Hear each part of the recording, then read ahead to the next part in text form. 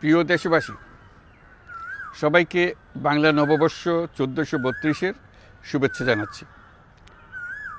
শুভ নববর্ষ। পহেলা বৈশাখ আমাদের প্রাণের উৎসব, বাঙালির সার্বজনীন উৎসব। পুরো পৃথিবীতে যেখানে যেখানে বাঙালিরা আছেন, আজ আমাদের সবার আনন্দের দিন, বর্ষবরণের দিন। বাংলা সাল গণনা শুরু হয়েছিল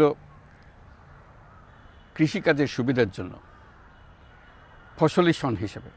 এখনও এদেশের কৃষকরা বাংলা তারিখের হিসেবেই বীজ বোনেন, ফসল তোলেন।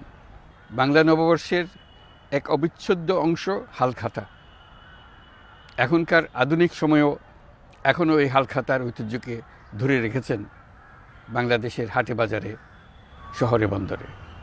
নববর্ষের বৈশাখী মেলায় বাংলাদেশের জেলায় জেলায় উদ্যোক্তারা সারা দেশে ঐতিহ্যবাহী শীতল পাটি, মাটির হাঁড়ি পাতিল, খেলনা, হাত পাখা ইত্যাদি তৈরি করে নিজেদের সৃজনশীলতাকে তুলে ধরেন এই দিনকে উপলক্ষ করে। বাংলাদেশের সংস্কৃতি ও ঐতিহ্য রক্ষায় এবং একে এগিয়ে নিয়ে যেতে আমাদের সবাইকে সক্রিয় ভূমিকা রাখার জন্য অনুরোধ জানাচ্ছি। আমাদের এইসব ঐতিহ্য যেন আমাদের নিজেদের মধ্যে সীমাবদ্ধ না থাকে, আমাদের সংস্কৃতি যেন আমরা ছড়িয়ে দিতে পারি বিশ্বের দরবারে। বছরের এই দিনটিতেই আমরা সুযোগ পাই আমাদের সুদীর্ঘ ঐতিহ্যকে নতুনভাবে নতুন প্রজন্মের কাছে উৎসবমুখর পরিবেশে তুলে ধরতে এবং পৃথিবীর সামনেই তুলে ধরতে।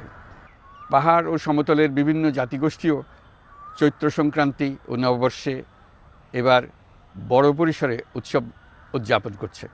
পহেলা বৈশাখ সম্প্রীতির দিন, মহামিলনের দিন, আজ সবাইকে আপন করে নেওয়ার দিন। এবারের নববর্ষ নতুন বাংলাদেশের প্রথম নববর্ষ। আসুন আমরা বিগত বছরগুলোর গ্লানি, দুঃখ, বেদনা, অসুন্দর ও অশুভকে ভুলে গিয়ে নতুন প্রত্যয়ে, নতুন উদ্যমে সামনের দিকে এগিয়ে চলি। চলুন নতুন বাংলাদেশ গড়ে তুলি। 24-এর গণ অভ্যুত্থান আমাদের সামনে বৈষম্যহীন বাংলাদেশ গড়ে তোলার সুযোগ এনে দিয়েছে। এই সুযোগ যেন আমরা না হারাই।